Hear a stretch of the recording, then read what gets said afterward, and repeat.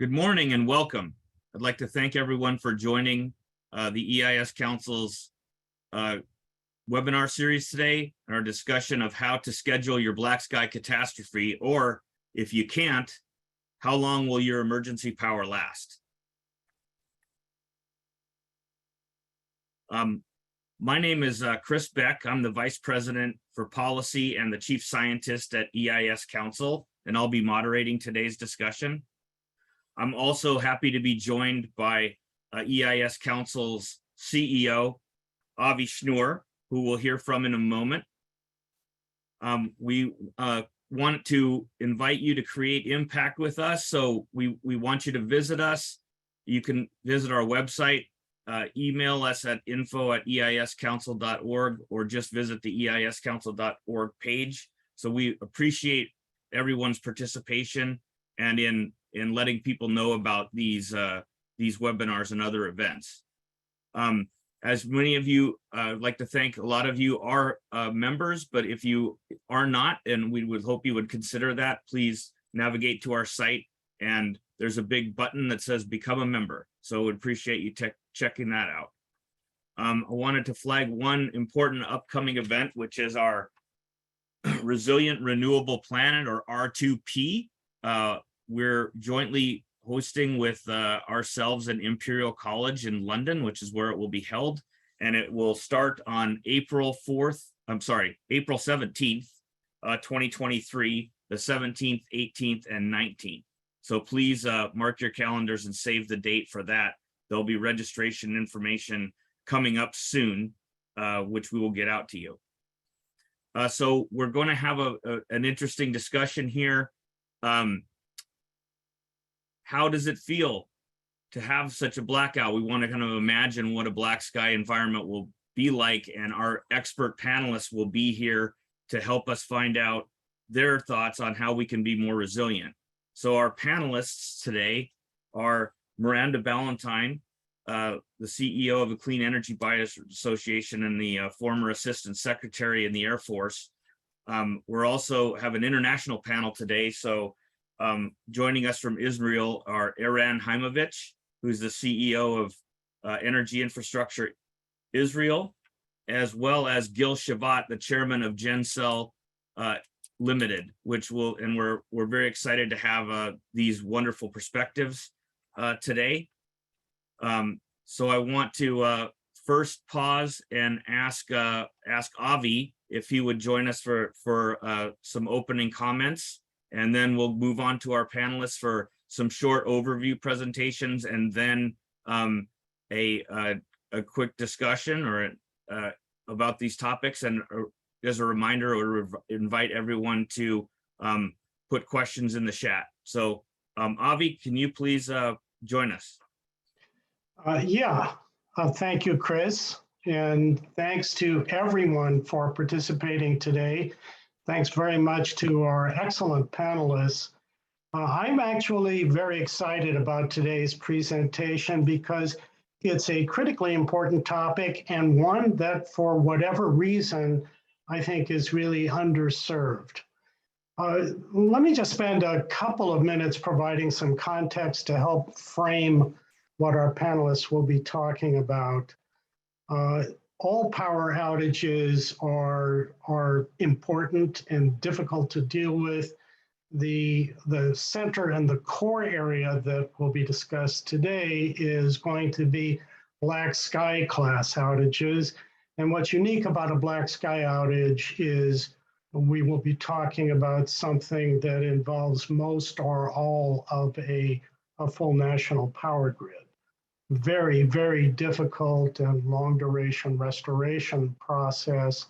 We have spent about the last 10 years, really most of the history of the council, in interviews, discussions, roundtables with operators in most of the important infrastructure sectors, with senior executives from those sectors, to try to get a sense for what will be the most important capabilities to put the pieces back together after the first of these happens.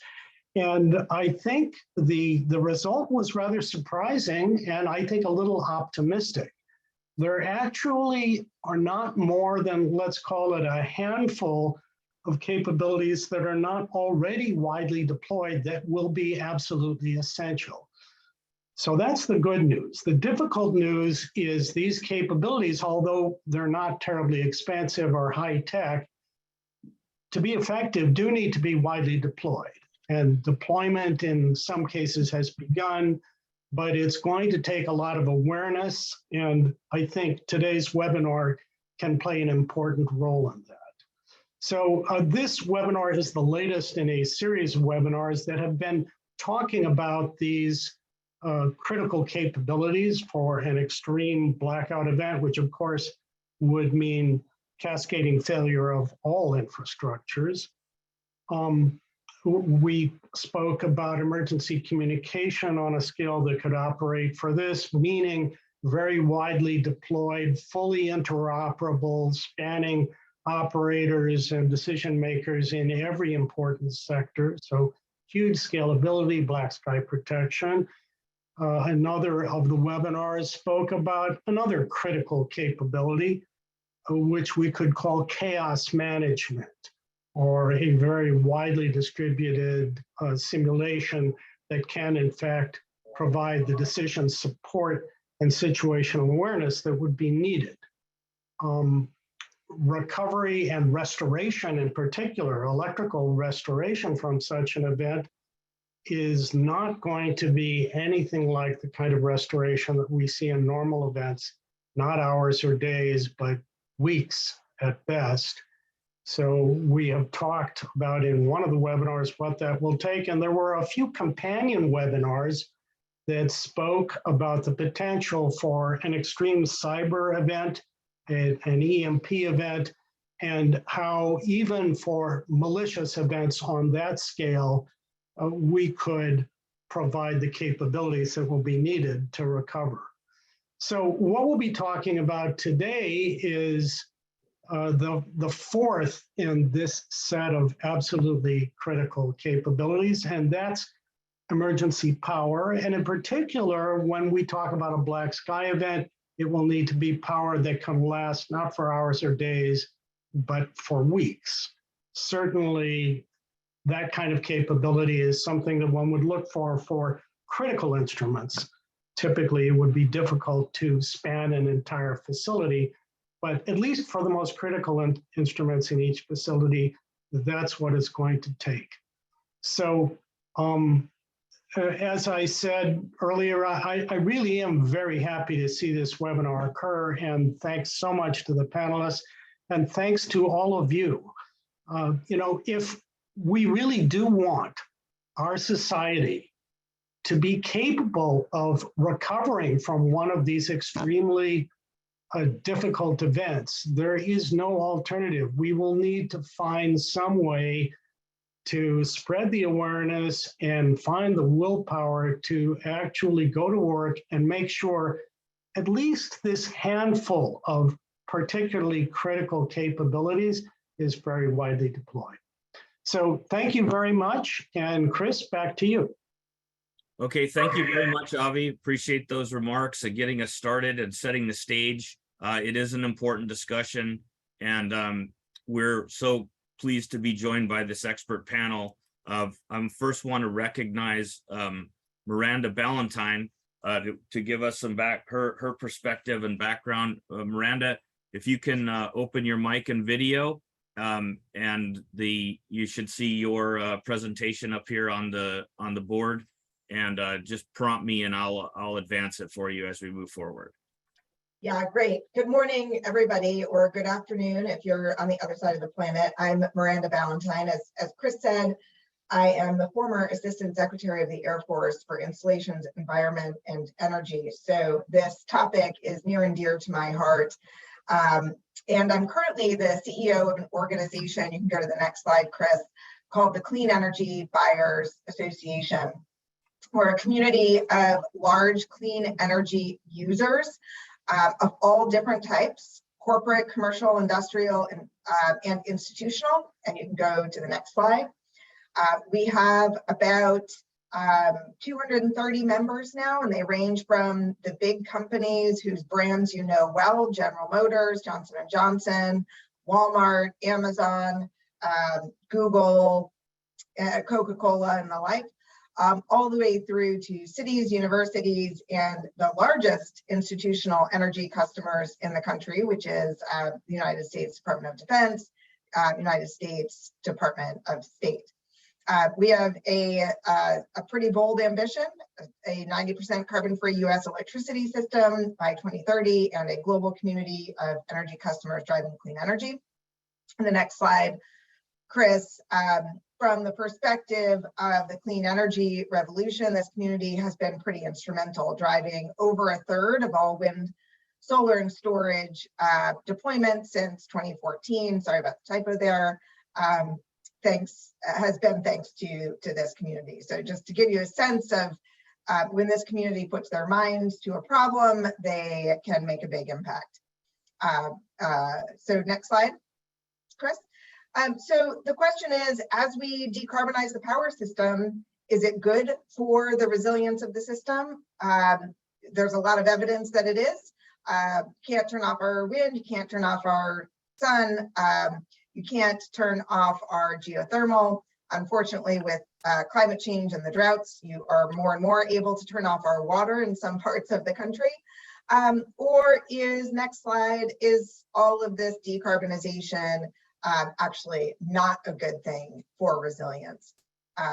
So these are some of the questions that our community is thinking about today. I'm going to make sort of 3 primary points throughout the discussion today. I probably won't cover them all in my opening remarks. But first, this community of large energy customers is really has a growing awareness of energy resilience. Many of these companies have already been thinking about resilience for many years, and many of them haven't. So that's number one. There is a growing awareness, and I'll talk a little bit about why. Second, energy customers are really increasing their engagement in these topics.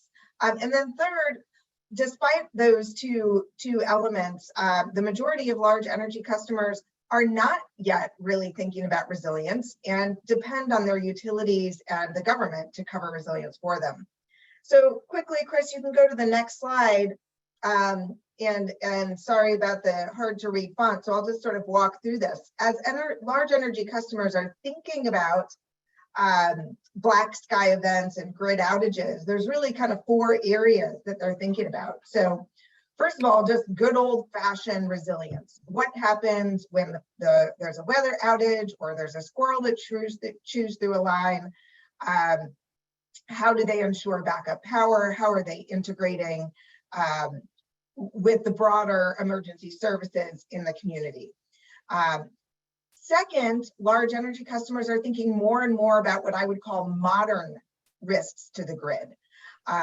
So they're thinking about things like cyber attacks. In 2019, we had the first denial of service cyber attack to a wind farm in the United States, in the West, and that really got a lot of people's attention, a lot of companies' attention. We, of course, everyone is very well aware of the cyber attack to the Colonial petroleum pipeline, and that got a lot of folks' attention. And while companies have been thinking about grid outages and backup power and resilience from the perspective of weather for years, more and more as extreme weather events become 10-year events as opposed to 100 or 500-year events, companies are thinking very differently about grid resilience in the face of climate extreme events. Likewise, what's old is new. In wartime, attacking power systems and power supply lines has always been a part of war strategy. And of course, with the war in Ukraine and Russia weaponizing power across Europe, this has reignited a lot of conversation in the energy customer community around how to ensure redundancy and resilience in the face of geopolitical risks. And then last, I'm not going to actually cover this now, but later on in the discussion, we can talk a little bit about energy supply chain and the role of energy supply chain in potential power outages and black sky events. So with that, Chris, why don't I pause, and maybe we can come back to these next slides around what large energy customers are doing when we get to the Q&A section.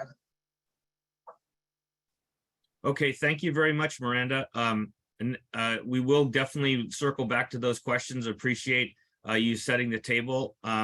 Next, I'd invite Iran to join us, please, with your video and audio. Hi, good morning, good evening. Well, thank you, everybody. Thank you for inviting me to this webinar. To me, it's not the questions of what, of if it's happened. It happened for sure, and we try to categorize all the crises that we face, and we see actually three categories. One of them is a nature one, like EMP. The second big crisis that we can face is a cyber one, like Miranda said. And the last one is energy. With your permission, I will concentrate with energy. This is my professional. So we see a few levels of energy crisis, and many organizations have some types of disaster recovery or business continuity capabilities in place, like operating procedure, generators, fuel, but most of these capabilities are designed to deal with localized or short terms, like something like 24 to 96 hours power crisis. Just a few of them are prepared to deal with a type of catastrophe with a long-term shortage in energy. And this is what we are doing most of the time in my company in the state of Israel. And we see those two levels between the short terms, 24 to 96, and the long term is something like weeks or months. So we prepare ourselves to 2 to 3 months a crisis, energy crisis. What we see is, can you show the, Chris, can you show the slide, please? So yes, sir. Okay, thank you. What we see is everybody agree about that the stable electricity supply is the key for community endurance. So we believe that we have to secure the most electricity power. So in electricity power, we think that the communication, household, water, industry, transportation, we will not have none of them without electricity. So we believe that we have to store or take care of 20% of storage mixture of natural gas, coal, hydrogen, and of course battery that comes in the last decade.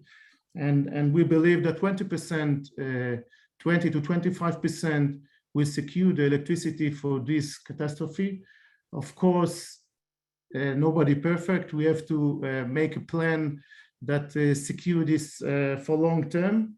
And actually, this is what we are doing in Israel in order to secure the electricity. And basically, that's it. Thank you, Chris. Thank you so much, Iran. Thank you again for sharing that perspective. And we're going to definitely get into what the challenge of the local backup, to your point, often a maximum of 96 hours, and that's usually impressive.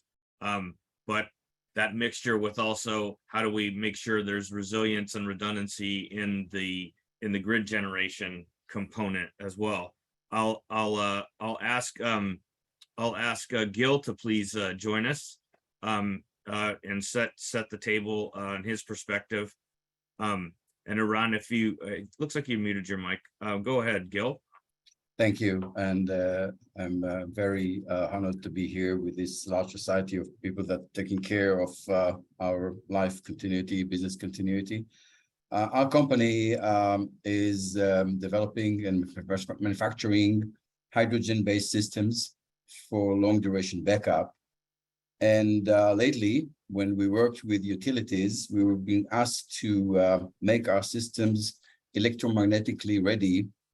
And our systems are very close to continue with the kernel of systems, of very sensitive systems, to be alive even after a very severe electromagnetic pulse attack.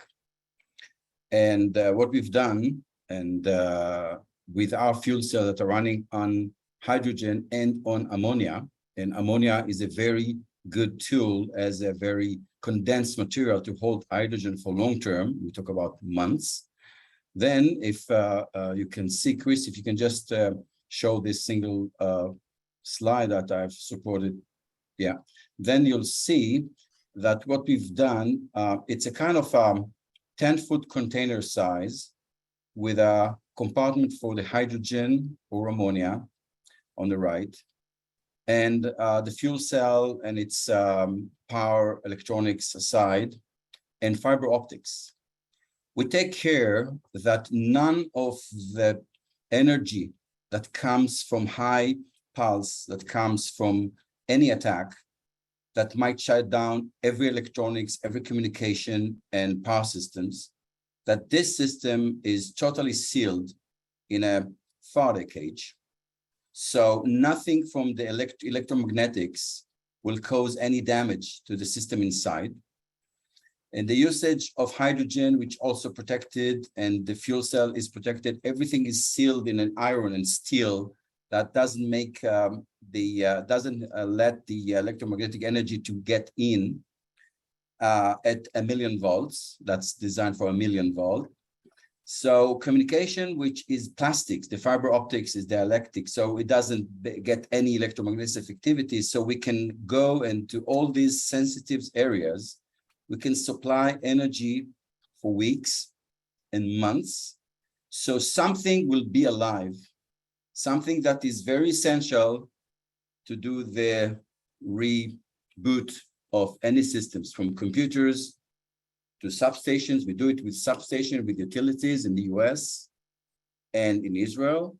And this is what we aim to put to any critical asset that should hold some vitality for the delicate system, that from there you can start and reboot and go into black starts.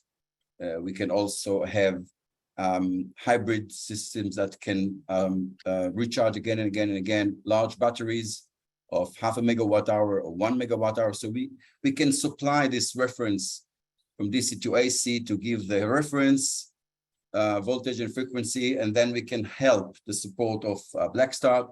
I don't want to be too technical, but it's very, very focused, and to get the ability to get back any kind of processes that are not shutting up to a total zero activity and operational. So this is kind of we call it like a genesis, and this is what we have to offer for this black sky occasion if it happens.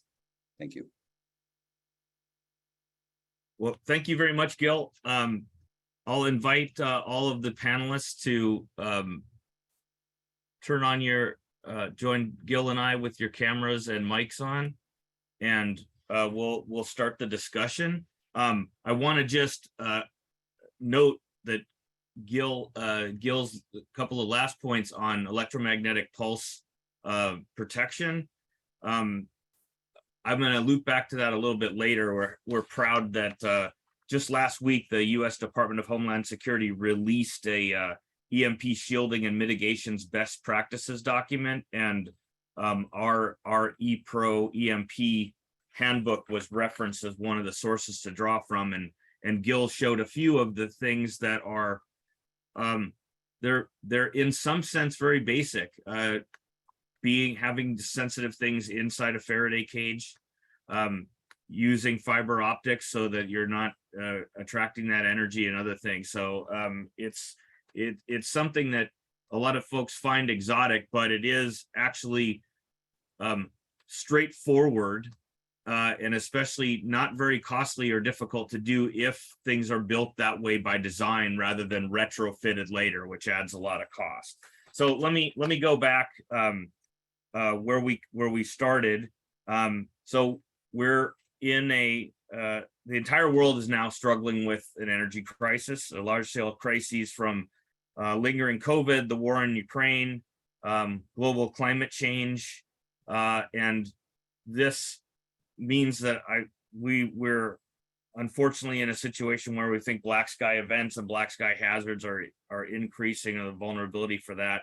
And really this discussion is, apropos that we need to look at energy security for the US and the world. So I'm going to go back and pose a question to Miranda, because everyone sort of talked about this. Iran talked about it directly, but most important or critical facilities do understand that they need to have an uninterrupted power supply for critical operations, for critical facilities, but the standard is maybe less than 4 days of power. As Avi noted, a black sky event could be much longer. And I want to start with Miranda, because you mentioned energy supply chains, and one big component of that is fuel. And most folks think, well, if I have a local emergency, sure, 96 hours is pretty good. I ought to be able to get more fuel or something by that time. But I wanted to start with you, Miranda, and get your thoughts about that. How do we make sure that companies can perform their most critical functions? Well, I think that's the $1 million question, right? And different types of companies are going to have different both needs and tolerances for longer scale outages.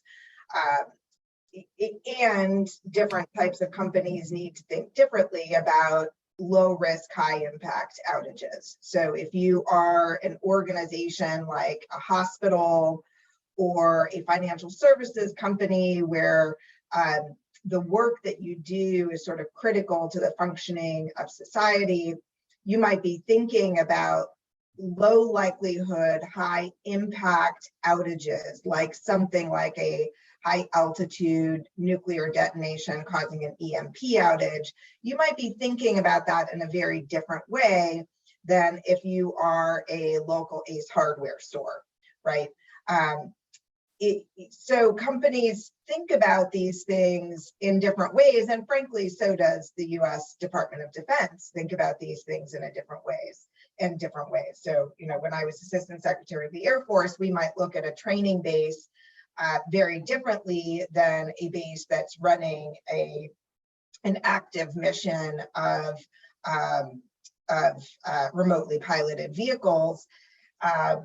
We might look at the criticality of those missions very differently in terms of both the hardening of the systems that we've got, and both Aaron and Gil talked about hardening and backup. So you think about how you harden, what the length of your backup needs are differently depending on what your quote unquote mission is. So there's no one right answer to that question at the end of the day. And I would say that even in my Air Force days, when we were exercising, we shifted the way we were exercising in sort of the 2016 timeframe as we were thinking differently about the threat environment. So how you exercise your systems, how you think about what a black sky event could look like, how you think about a long duration black sky event versus a very short duration black sky event. Those things all depend on the mission that you're providing to the society. Thank you, Miranda. I think trying to find that balance and understanding the criticality of what the particular application, the particular facility, assets within that facility is the important part, and it's a way that can make it's pre-planning and that can make the process of building in energy resilience more manageable, actually, because you don't have to have a backup for every single thing. Not everything is critical, and we can get along without certain things, but definitely not others. I want to pick up on the point where that Eran was talking about the difference between the local emergency backup power and the resilience of the larger scale grids and fuel delivery systems. So can you expand a little bit more on that, Eran, like how you think that trade-off between critical load having its own backup power, but also a focus on resilience and redundance in the larger scale energy infrastructure? Oh, yes. Well, in Israel, we set two levels of backup. The first level is a local level. It's a community or plants or companies. It's up to 96 hours. When we set and categorize an infrastructure body that's important to operation of the state level, like hospitals, like power plants, and those infrastructure body should keep 96 hours. The next level is a state level, is a governmental level, which is supposed to secure up to 2 to 3 months. It's depend, of course, your consumption, but the government support and subsidize it and has to secure those at least 20% out of mixture of energy.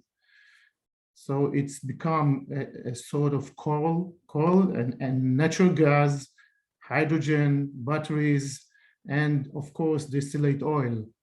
So those mixtures of energy source supposed to secure those 2 to 3 months support for the electricity mainly, mostly for electricity. So this is how we divided these levels of secure for any crisis that we believe that should come in the future, unfortunately. And it seems to be that we are not prepared well, and we have to improve everything in each one and balance the energy sources. But this is a daily work. Mm-hmm. We So have just to clarify, so first of all, the state level, you mean a nation state. Yeah. Just for our US viewers that kind of think of states as subsets of the country, but you're talking about basically the national level power grid. Let me, when you talk about at that level, so the local part, 96 hours survive until the power comes back on from the state level grid. The 2 to 3 months. Hopefully it won't be down. Hopefully it won't be down, but you're saying that the state level, your goal is to have at least 2 to 3 months worth of energy that could supply 20% of the load that is typical. Is that, am I understanding that correctly? No, it's not 2 to 3 months of 20% load. It's 20% of the time. This is the 2 to 3 months. Okay, so what we need to secure is 2 to 3 months. The problem in electricity, and we just have a lot of talks about it, and this is to our perspective is one of the solution, is building an electric circle of necessity. Okay, which is like at Gil, we spoke about this with Gil, communication, it's important. Okay, we have to communicate, and sometimes it's light, sometimes in hospital it's a different machines, and we have no different electric circle, but communication and air condition, it's the same circle. So one of the solutions is to split those electric circles in each one of the bodies. Understand. So that you're ensuring that just that when you need to, only the very critical loads can be Yes. powered. Understand. Great point.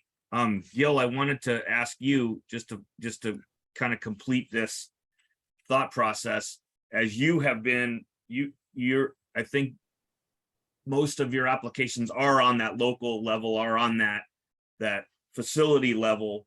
And I'm sure your guidelines are at least 96 hours and so on, but I just wanted to provide an opportunity for you to discuss how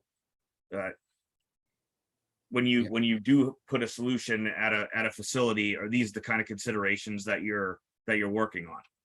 Yes, for an example, as Eran said about trying to make a kind of designated system for these essentials, what we've done in one of the Israeli hospitals, for an example, we made a DC internal grid. It's a microgrid DC, which doesn't touch the AC, but is connected to those uninterruptible power supplies, the UPS systems that holds the ER and cardiac catheterization rooms and surgery rooms. So all the medical equipment that is attached to UPS, we are keeping charging the batteries from our DC. And that helps to run at least for the operation, of course. And if there's a kind of a black sky occasion, we can go for at least 96 hours. And regarding other assets like cellular towers, as I see from one of the chats here, cellular towers are very crucial because when you don't have routers at home, but you still have your car battery so you can charge your phone, and you need some reception. And one of the things I know from Superstorm Sandy in New York, that people were complaining that there was nothing worked as internet and all telephones and everything was dead.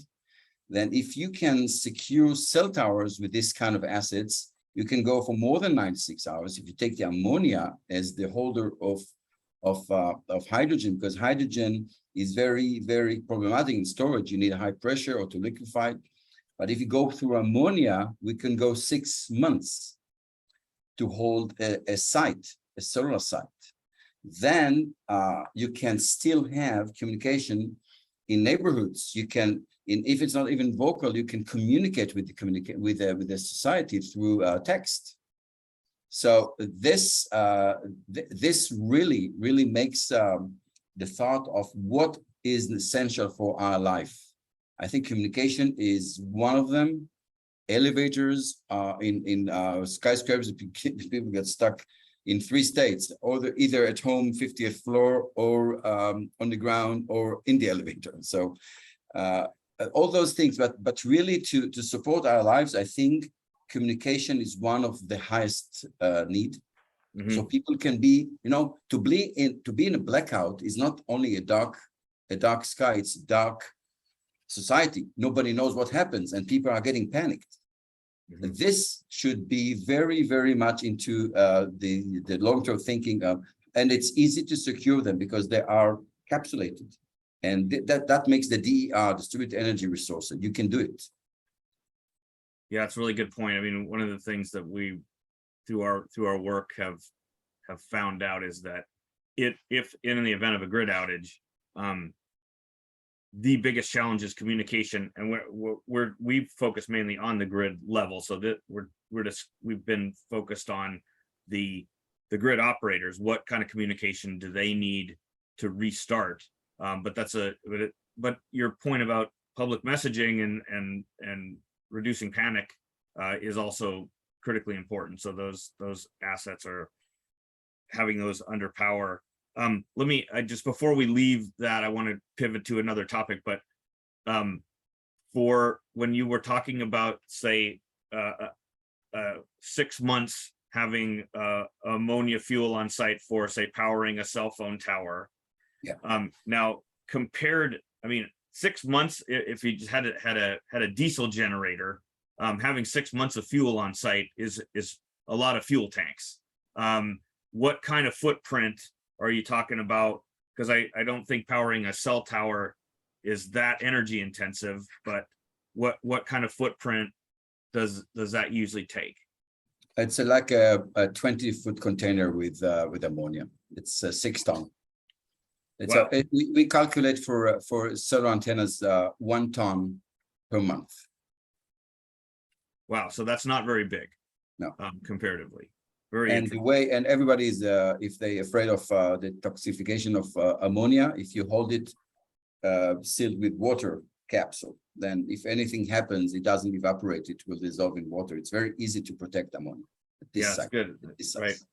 The fuel supply volatility is important. I wanted to go back and start this part of the discussion with Iran, and I'll ask everyone to give us your perspective. But natural gas has become the leading fuel for electricity generation now. So it's displaced coal as is coal still important, but you know it's become a lot more important. And I know that Iran, that's part of major part of your portfolio. We have an energy crisis now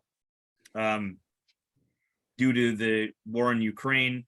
So Europe, rest of the world, you know, the effects here certainly are felt, but concern is certainly a crisis of even heating and power in Europe, as opposed to just high prices for us. But I wanted to start with Iran and how are you thinking about, especially in lieu of this crisis, that dependence on natural gas, and how does it play into your part about, you know, having the various mixture across sources?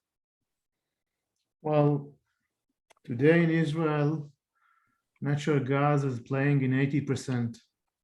The rest, 20%, is coal. And whenever we have a shutdown of the field, we have 2 fields now, and we will have 3 fields within the next month. Whenever we prepare ourselves for any shutdown of those fields, we will fuel our power plant with distillate oil. And we secure those few weeks or months for distillate oil for all the power plant in Israel. And this is how we prepare ourselves for now. We should build a nice storage onshore in cavern in Israel for natural gas. It has to be 20% of storage for natural gas. This is the backup for Israel. Not everybody can do that. We're lucky that we have the source, and not everybody has the option to do it. But this is our plan. Okay, thank you. Miranda, thinking about natural gas for the geostrategic, and I know that's something that you have a lot of expertise in, and also you mentioned we want to get back to your give you a chance to talk about supply chains, and I think this is a perfect example. It's an extreme example, but maybe we could start with that supply chain of natural gas for Europe. How you feel that security is, the implications, and then any broader topics on energy supply chains that you teed up earlier. Yeah, look, these are all highly interrelated and complex systems. And in fact, I think the last conversation that you were just having around on-site fuel for backup power systems is very related to this question about supply chains of power. So on the one hand, when we're looking at backup power systems for a particular facility, we need to be thinking about how can we integrate generation and storage elements into those backup power systems that don't have a disruptible fuel supply chain. So yes, we can talk about ammonia, we can talk about diesel, and we ought to be including all of those, including hydrogen, into our backup power systems. At the same time, we ought to be including generation and storage components that don't have a fuel supply chain at all, whether that is solar, wind, geothermal, moving water, hydropower. You can integrate those components into your more traditional backup systems like diesel to give them longer legs, to require less fuel to be stored on site. You know, back when I was in the Air Force, what my team would often say is, you can't shut off my sun, right? So in a simplistic way, we tend to think, oh, renewable energy then means resilient energy because there is no fuel supply chain. But if you put up that bar chart slide, Chris, I'm now going to speak from the other side of my mouth. So yes, I will be arguing with my own argument that I just made there, that indeed there is no energy type, there is no energy generation type that has a fully independent. We often hear renewable energy is energy independent, or natural gas is energy independent. No, you just passed it. Go forward, go forward, go forward. Not this one. Go forward, go forward, go forward, go forward. This one, stop there. There is no fuel type that has a fully independent supply chain. So whether it's natural gas that is flowing from Russia to Europe, or liquefied natural gas flowing from the United States to Europe, or natural gas flowing from Russia to Pakistan, or oil going from the Middle East, we sometimes tend to think, oh, you can't shut off my sun, you can't shut off my wind. But we forget that to build the power system, so while there may not be a fuel supply chain, there is a supply chain of minerals and ores required for carbon-free energy. And as you can see by this chart, actually the mineral and ore requirement is considerably higher for many of the renewable energy sources. And if you go to the next slide, Chris, you can see that there is high global interdependence on all of these minerals and ores. Now, in a black sky event, that's not necessarily relevant because you've already built your backup power system. So once that wind project or hydro project or geothermal project or solar project is built, you no longer need that continued flow of your minerals and ores. But at the early phase, this idea of full energy independence from other countries is just a fallacy, quite frankly. We are highly interdependent no matter what type of energy you are talking about. So there are two components we need to think about when it comes to supply chain and fuel reliability, resilience, and dependence. One is, what is the fuel dependence of your backup power system and how disruptible is that? And we have seen that where we've had military bases fully running on diesel and then had that diesel supply chain disrupted as well. At the same time, we need to be thinking about the geopolitical interdependence of the mineral and ore supply chains, because those are highly relevant for these fuel-free technologies. So complex. Well, it's a great point, though, and it's definitely one that is not obvious until you say it, and then it is, right? It's like when we think about, so the current crisis is, well, you know, gas supplies, natural gas supplies from Russia are disrupted. Those pipelines, you know, aren't working. Well, that it would seem easy to say, well, yeah, but if I have my solar arrays and my wind farms, like, you know, so there is certainly a point to it, but you're saying that, yeah, once it's in place, sure. Yeah, you're done worrying about the fuel source from somewhere else, but there is a lot that goes into building that system that does require global commerce and so on. So the supply chains are still vulnerable. So that we have build that into our thinking on building resilience up front. Right. Thank you. Gil, I wanted to just get your perspective. The supply chain that you talk about with ammonia is a little bit different. So this is kind of a new concept, and I was wondering if you could talk about that. Yes, the ammonia is being used as a good and efficient way to store hydrogen, not as gas, because hydrogen is very diluted. You have to get some efficiency by compressing it, and to keep it compressed, it's real a matter of very expensive infrastructure. While ammonia, that you can get 1 ton of ammonia at ambient temperature as liquid with a very low pressure of less than 10 bars.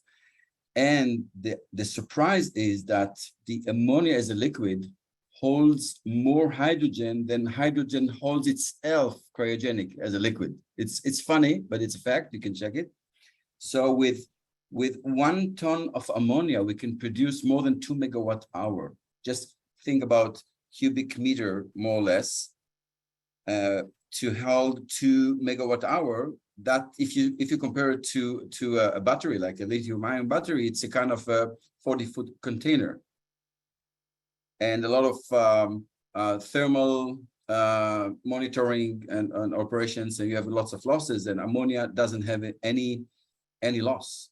And ammonia is not explosive, and it's not flammable.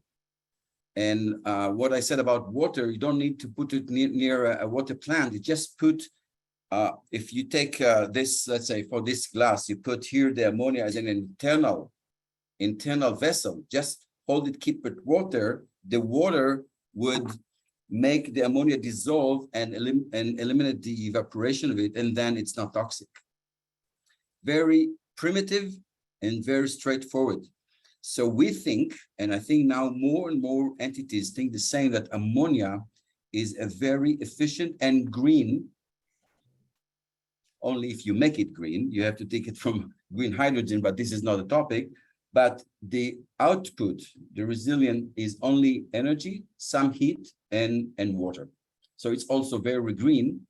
Just remark, you have to make it green by resource it, but if you do it, and you do it as a green ammonia, you have a very, very high-end and storage, which is still also environment friendly. Just to looking for ammonia good. Just to clarify, the other byproduct would just be nitrogen, correct? Now, it goes as N2. We when we crack it, we take the N2 back to the atmosphere, which is 78% of the atmosphere is N2. So and it's a kind of poetic justice, but it was taken from there, so we give it back. Yep, exactly. Great points. So this leads into I'll start with Gil and then go back to Miranda and Iran on this, but it seems that so the challenge with grid scale renewables is, you know, it's questions of scale, but it's also a question of balancing the grid to make it stable, right? Because for traditionally with a non-renewable source, coal, gas, nuclear, we're basically just following the load. You can turn the generation up and down as needed to follow the load. And now with the addition at grid scale of renewables that are intermittent, you have variability in both the generation and the load, right? So that's not nearly as big of a challenge at the device or facility level when it's an emergency backup situation. So this would seem like that end of the market is a great place for renewables to make inroads. And I'll start with you, Gil. Was that basically your value proposition? Yeah, what we do today, we have a hybrid solution that our system is connected and cascaded to a battery. And we also put the battery into a shielded case. It's kind of another container, but also made by steel and iron. So we protect our fuel cell, we protect the hydrogen, and we protect the battery. And then battery can give back the grid by AC some mass of holding the peak shaving, and to also hold the frequency. If you know, loads are changing the frequency because turbines offload, they higher the frequency, they start to rotate faster, or the opposite, they can slow down. It's very critical. So we do it with the new demand for EV batteries, the EV charging, electric vehicles. So we put an independent from the grid resource that is being charged from hydrogen or ammonia to a battery bank, which this bank is also connected to the grid, but not to get from the grid, but to supply the grid the stability. Mm-hmm. So what we do, it's a kind of a dual usage. It goes to give this energy to the batteries, which the utility cannot give sufficient because it's a new attack on the grid. All these cars are very hungry for electricity. But if they are there and they are connected to the grid, and the Israeli utilities start talking to us about that, if you have these megawatts and megawatts of temporary storage, let us enjoy it. So kind of a byproduct. So it's a kind of combined situation that you generate the hydrogen into electricity where the electricity is not enough or is not at all. But the battery bank is the critical mass. You can go gigawatt hours as storage to help the grid. Right. I'm going to come back to you, Miranda. As Gil teed that up, I just wanted to ask Eran, is Gil's point and a strategy that you look at to use some of the renewables in the battery as a grid stabilization? Well, I'm not professional in this information like Gil, but definitely we talk about it in the past.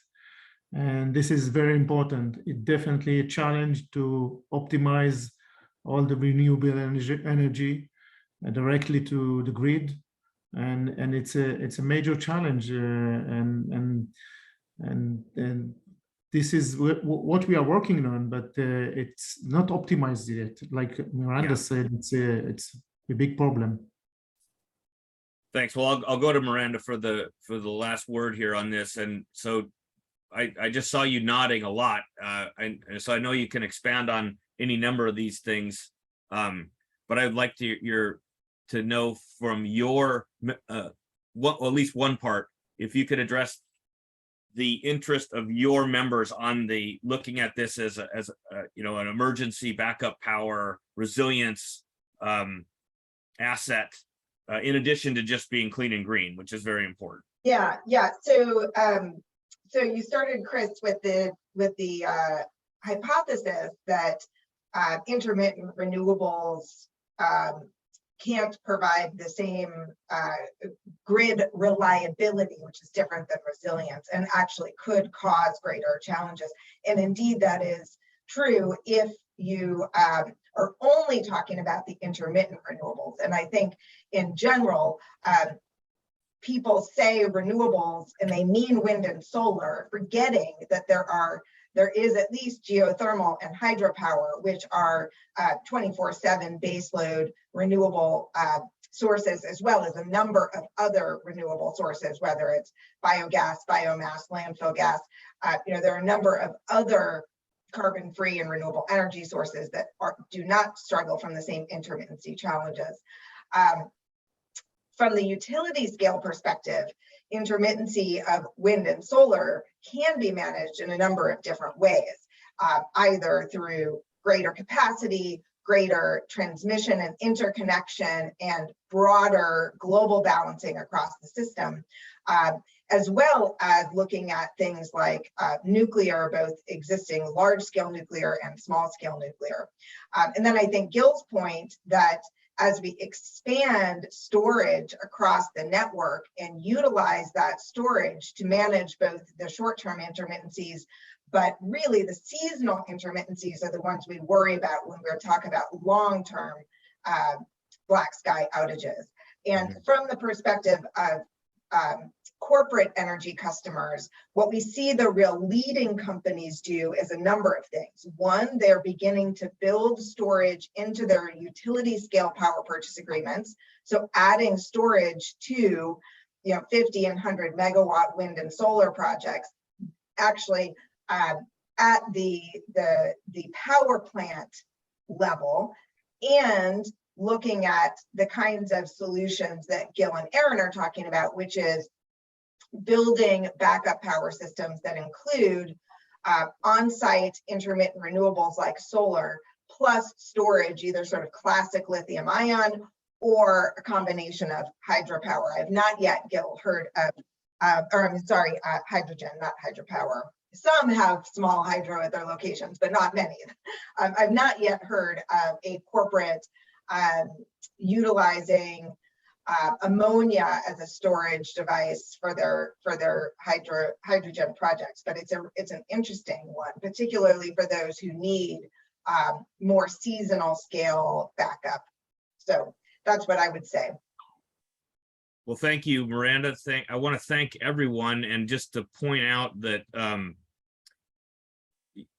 there's an old saying that never let a crisis go to waste.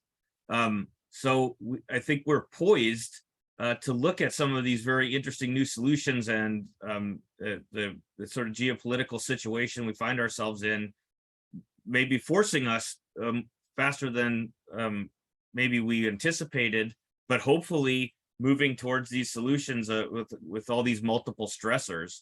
So I want to thank everyone so much for your time. We're right at the top of the hour, so I want to be respectful of everyone's time. I want to just thank also all of the participants. That the chat is always blowing up, and we have an embarrassment of riches with all of the learned folks that were on the call. But we do follow up after these, so this is the beginning of the conversation, not the end. As we go through some of the comments in the chat and so on, we will be following up with people. So I hope if you found this valuable that you'll share information about this and other webinars with your networks. I wanted to highlight just one thing when I mentioned at the beginning that we do have a handbook on EMP protection that was cited by the Department of Homeland Security. It's on Amazon. It's also a resource if you become a member. So there's kind of a perk for joining our membership program. It supports programs like the one that we're on right now. So we appreciate your support. And thank you. Thanks all of you for viewing. Thank you, Miranda. Thank you, Gil. Thank you, Iran. And thank you, Avi, for a great discussion today. Thank you for organizing it. Thank you. Thank you very much. And thanks for all of you in the chat. It's been a good discussion. Yeah, exactly. Yes. Thanks to Exciting. everyone. All right. Thank you. I'm wrapping Bye, up. everyone. Thanks all. Bye-bye. Okay. Bye-bye.